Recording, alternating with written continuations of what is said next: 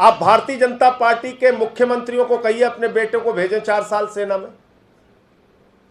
देश के प्रधानमंत्री को कहिए अपने परिवार के बेटों को भेजें।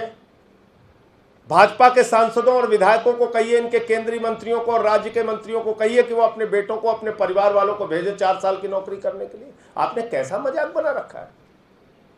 4 साल की नौकरी करेंगे नौजवान, उसके बाद सड़क पे कटोरा लेके भीख मांगे।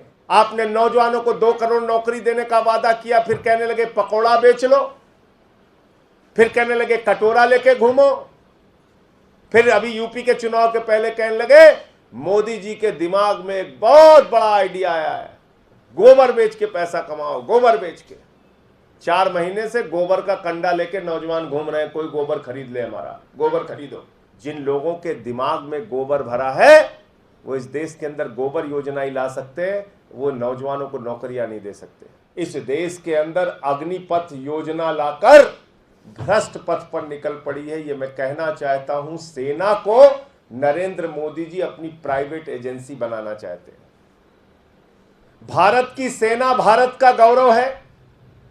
भारत की सेना देश की सीमाओं की रक्षा करने के लिए है और भारत की सेना में भर्ती होने वाला हिंदुस्तान का नौजवान अपने प्राणों की आहुति देकर देश की रक्षा करता है। आज नरेंद्र मोदी जी ने यह अग्निपथ योजना जो लाई है, यह निश्चित तौर पे देश के प्राइवेट कंपनियों को फायदा पहुंचाने के लिए योजना लाई गई है। 4 साल तक एक नौजवान सेना में भर्ती होने के लिए तैयारी करेगा। 4 साल तैयारी के बाद बड़ी मुश्किल से उसकी भर्ती होगी। 2 साल उसके ट्रेनिंग और छुट्टियों में जाएंगे।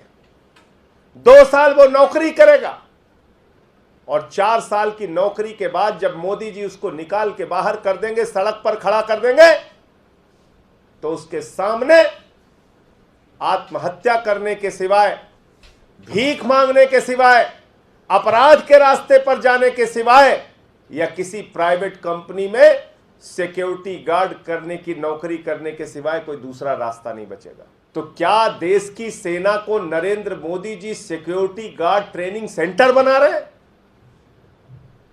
वहां से ट्रेनिंग करके जो नौजवान निकलेगा वो इन प्राइवेट कंपनियों में सिक्योरिटी गार्ड की नौकरी करेगा।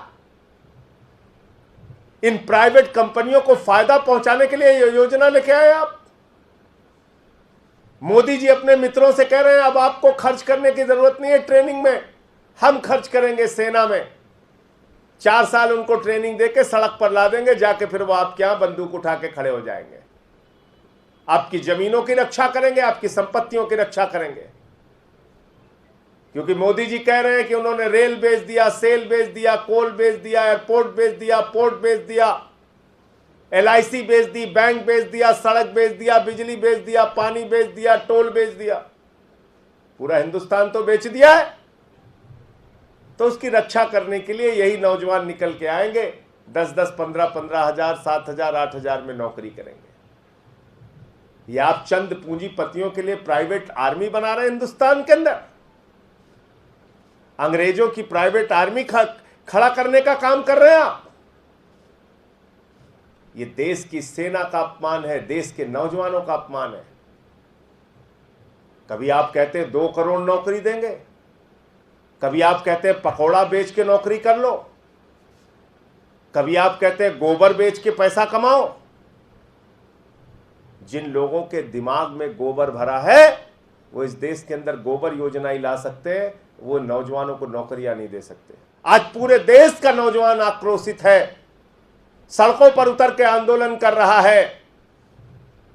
मैं भारत के प्रधानमंत्री से अनुरोध करना चाहता हूं, इस देश को जलने से बचा लीजिए, इस देश को नौजवानों के आक्रोश से बचा लीजिए, उनके गुस्से से बचा लीजिए।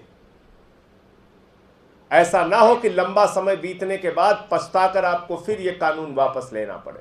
आपने इस योजना में न पेंशन, न भविष्य की कोई तनख्वाह, न कोई नौकरी की योजना।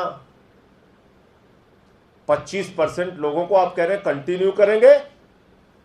वो बेचारे नौजवान तो इसी बात में लग जाएंगे कि कैसे हम अपने अधिकारियों को खुश रखें कि 25% की श्रेणी में आ जाए। वो देश के सुरक्षा की भावना उनके मन में जो रहती है, वो भावना दूर रख के वो पहली कोशिश तो इस बात की करेंगे कि 4 साल की नौकरी में हम अपने सीनियर अधिकारियों को, वरिष्ठ अधिकारियों को किन किन तरीकों से खुश रखें जिससे कि वो हमें कंटिन्यू कर दे, हम 25% की श्रेणी में आ जाएं। इसी में पूरी ऊर्जा उनकी चली जाएगी। वो चाहते हैं जैसे आर्मी की भर्ती पहले होती थी, वहां एक सुरक्षित मानसिकता से आदमी जाता था, 17 साल की नौकरी करता था, उसके बाद अगर उसका प्रमोशन होता था और आगे कंटिन्यू करता था, उसकी नौकरी की एक सुरक्षा थी उसके साथ। आपने उसको खत्म कर दिया। इसमें पेंशन की कोई गारंटी नहीं, इसमें परिवार की कोई गारंटी नहीं, इसमें किसी प्रकार की कोई गारंटी नहीं।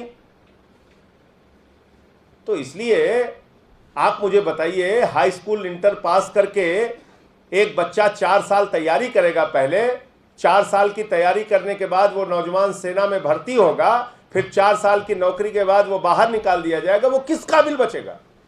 किस काबिल बचेगा?